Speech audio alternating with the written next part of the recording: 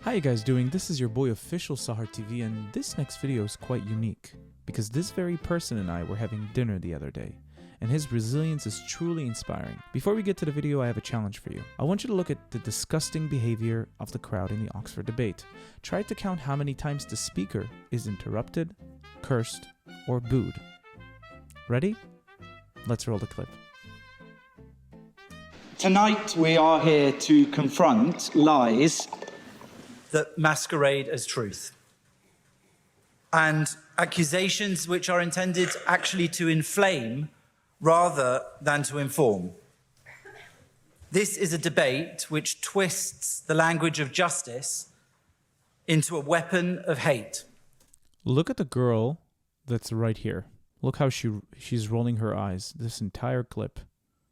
I just couldn't get my eyes off of her because she was truly annoying. These claims don't only defame Israel, but they actually insult the memory of true victims of the heinous crimes of genocide and apartheid.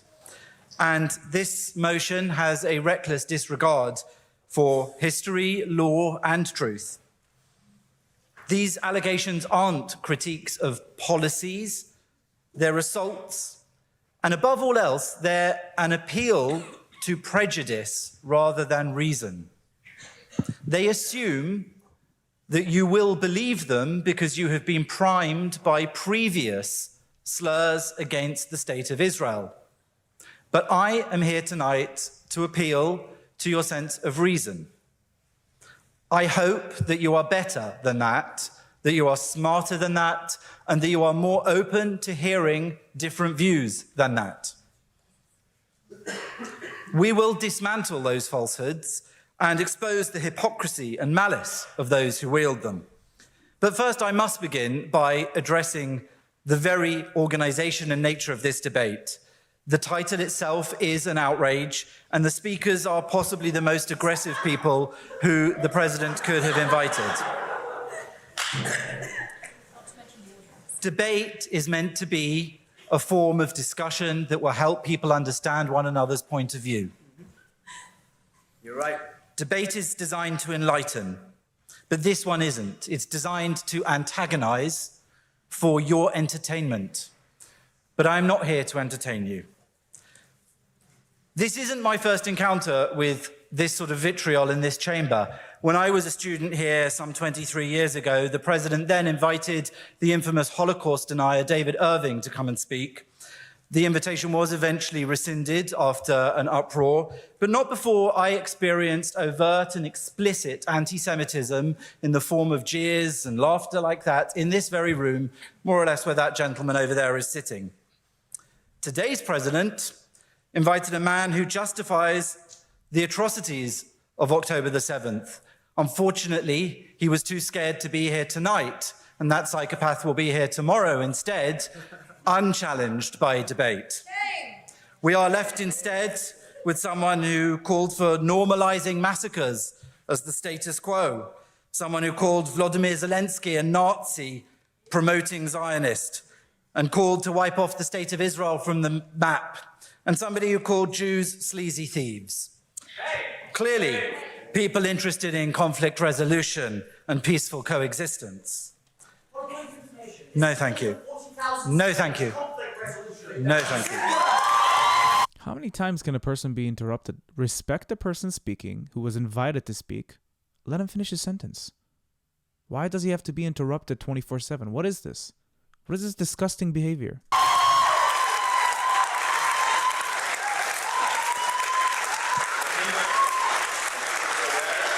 Information cannot be made unless the speaker accepts it. Shame. So here I am again in this very room, once more confronted by plenty of hatred directed at Jews. These accusations are grotesque. They're not honest criticisms, and they are indeed aimed at the Jewish state. Claims of apartheid and genocide twist history's darkest crimes and use them as weapons against Israel. The accusers themselves are actually guilty of the crimes they allege Israel is committing. I have three exceptional colleagues with me tonight who will help me in making this case.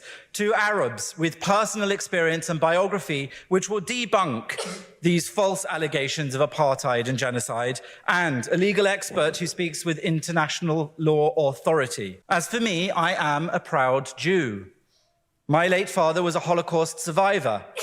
He was hidden by Catholic clergy in Italy from a regime that sought to deport him for extermination simply because of his race and religion. That is genocide. That is apartheid. Yeah. And it bears no resemblance to the lies being peddled against Israel tonight. So let's begin with some definitions, which Mr. Al-Kurd declined to give. We need to look at the 1948 Genocide Convention and the 1973 Apartheid Convention. These will give us legal definitions, but remember, they're not interested in law. They're interested in big slurs to do big damage. Genocide requires acts intended to destroy in whole or in part a racial, ethnic, national, or religious group. Apartheid entails inhuman acts committed with the intent of establishing and maintaining domination by one racial group over another. Legally, both these crimes hinge on intent, specific, documented, unmistakable intent. This is not a matter of opinion, it's a matter of law. There is no policy of racial discrimination, no intent to destroy. You will find no documentation of Israeli meetings at government level planning any such thing. The Nazis at their Wannsee conference planned what they called the final solution to the Jewish question. But you will find no Israeli equivalent. You know what you will find? Look in the New York Times. You'll find the minutes of 10 meetings. I'm like trying to put myself in the situation of Jonathan here. If I was to be the speaker, and I would get constantly interrupted the way he's getting interrupted, I don't know if I would be able to continue my train of thought. I mean, he's lucky he has some things written down, but we'll watch Musab Hassan Youssef next. He gets interrupted all the time, but he continues speaking. He's going to get interrupted even more in a little bit. Just keep watching. You will find in the New York Times the minutes of 10 meetings from Hamas and their Iranian backers and Hezbollah planning what they called the big plan. That is, the genocidal attack that took place on the 7th of October, 2023. In Rwanda in 1994, radio broadcasts directed civilians to murder their neighbors with machetes. 800,000 people were killed in 100 days. During the Holocaust, my family were subject to racial laws which discriminated against them, deported people for extermination. In Gaza, Israel has no such aim, no such plan, no such action. Instead, Israel does go to extraordinary lengths to try to avoid civilian deaths. The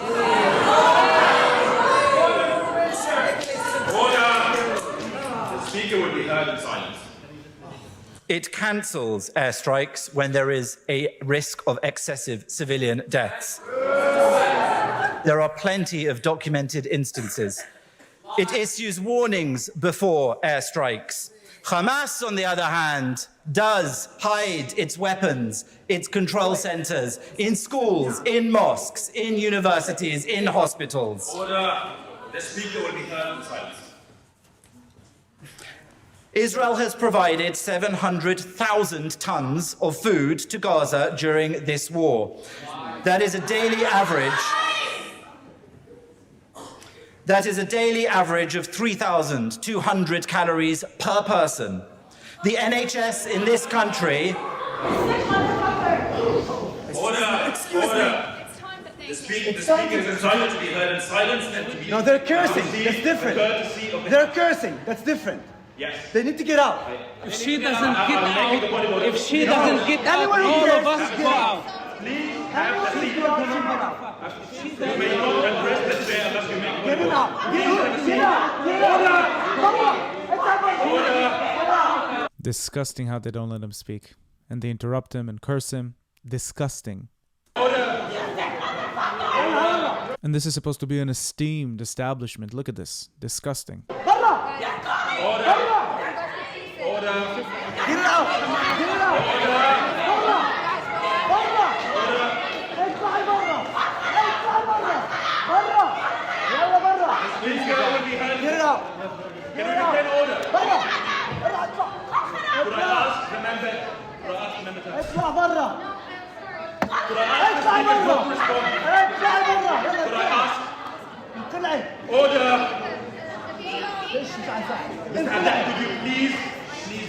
If Yusuf Haddad and Musab Hassan Yusuf would not have been in this room, nobody would have acted the same way. I mean, that's just the Arabic culture. And they're right. If you're being disrespected, you're going to get backlash. You're going to get attacked back. And they're acting exactly how you should act with such clowns. No, get it out. I'm not saying no. No, get out. Get out. Not saying. You didn't need to say. Get out.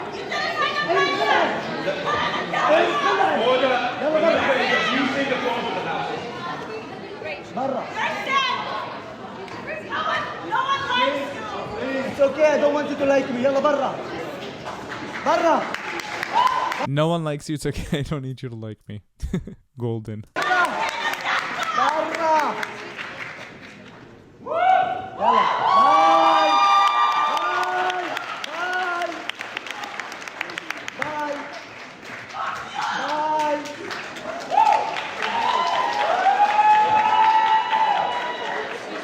Order. Order. Order. The speaker will be heard. The House will come to order. From what I've heard in the dinner that I was having with this guy, from his husband, the person moderating the debate was also on the side that supports Palestine. It makes absolutely no sense. The member will be taken care of in the welfare room.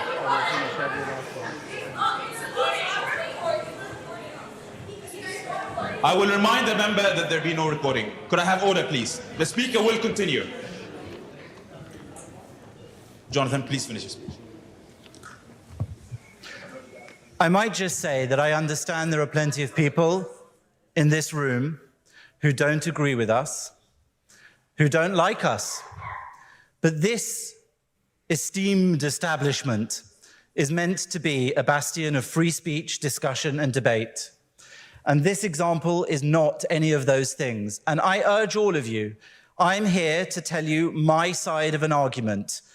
I also attended this university, I was a student here, and I understand that part of the experience of being a student is to be challenged by thoughts and facts and information that you may not agree with or you may not like.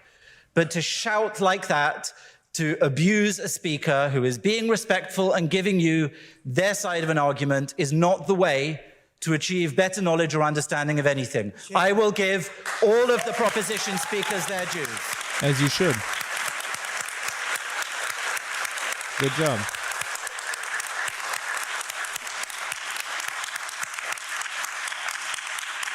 Israel has provided 700,000 tons of food to the people of Gaza, which is 3,200 calories per Gazan citizen per day on average. And that is, whether you like it or not, above the NHS recommended amounts for men in this country.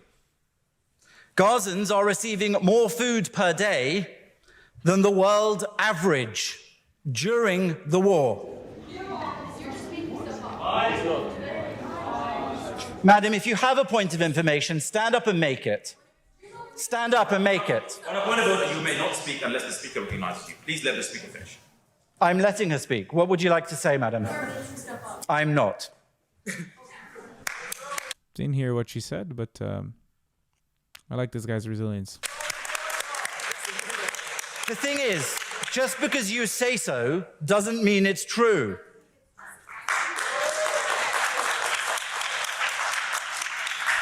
Just because you say it's genocide doesn't mean it's a genocide. Just because you say it's ethnic cleansing doesn't mean it's ethnic cleansing. He's absolutely correct. You can say whatever you want, doesn't make it true. The reason there are people who are going without food in Gaza is because Hamas stole the food. Yeah. No, thank you. The UN said that 90 trucks were hijacked last week, and even the BBC reported it. No, thank you. Israel has vaccinated 97% of the Gazan population against polio during this war. Yep. You did not catch the Nazis doing that. Shows true genocidal intent to vaccinate the people of Gaza against polio to save people, huh? If we truly want to kill them, why would we vaccinate them? Why would we warn them? Makes no logical sense. No. Just because you dislike losing an unnecessary war you started does not make something genocide. The apartheid claim, no thank you. The apartheid claim similarly collapses under scrutiny. Arab citizens in Israel vote, hold office, and serve as judges. Arab judge Salim Jubran sent a Jewish former prime minister to jail. That is not an apartheid. The Declaration of Independence of the State of Israel enshrines equality. What is the justification for land grabbing in the West Bank? If you say that it's not an apartheid state that gives Israeli rights over Palestine.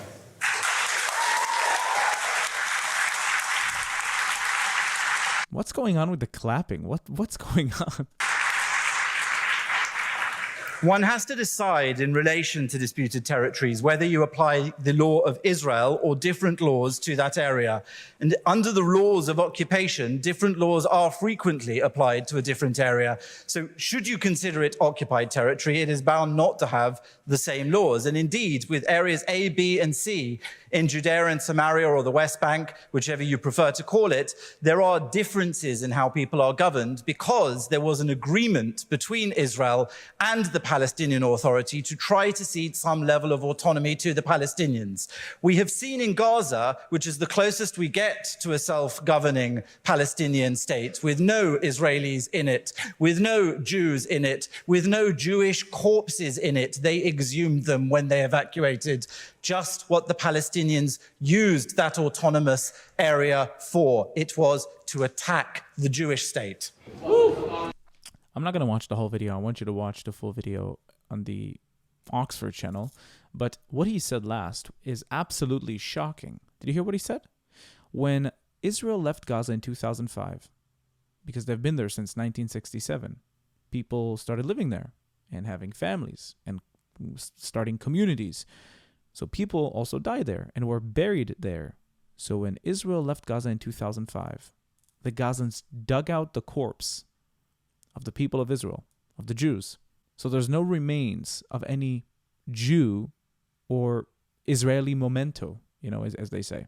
But this guy, Jonathan, when I met him, I didn't recognize that he was the one doing this debate. But then he started telling me about what's going on in the UK, and I'm actually going to have him on the channel. We're going to have an interview and a conversation. I like this guy a lot. I like this guy's husband a lot. Very educated on Islam. He reads the same books that I read. And don't forget to subscribe so you can get notified once I release that video. If you were able to count how many times he was interrupted, comment it below. I want to see the amount. And I'll link the original video below, and bye-bye.